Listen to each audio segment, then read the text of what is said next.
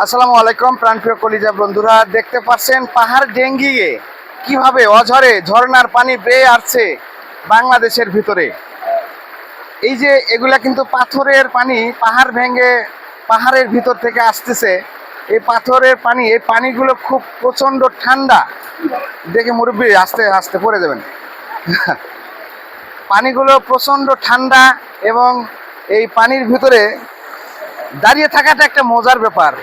এখানে কিন্তু অনেকটাই মজা লাগতেছে, যার কারণে বিভিন্ন অঞ্চল, বিভিন্ন জেলা থেকে এসেছে আমার প্রাণপ্রিয় অনেক কলিজার ভাইরা।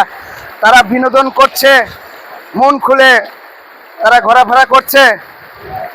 আমার একটু খারাপ লাগতেছে এই কারণে যে আমি এবার ভ্রমণে আমার কিন্তু পরিবার এখানে আনতে পারি নাই, তাই নিজের কাছে একটু খারাপ লাগতেছে। ধন্যবাদ প্রিয় বন্ধুরা আমার।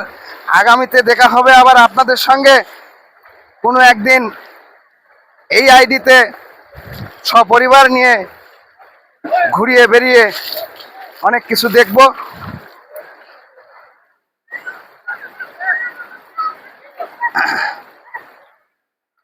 দেখার মতো অনেক কিছু এখানে, অনেক কিছু বলতে খুব একটা বেশি কিছু নেই, শুধু পাহাড় আর পাহাড়, আর অঝরে বেয়ে আসছে ঝর্ণার পানি।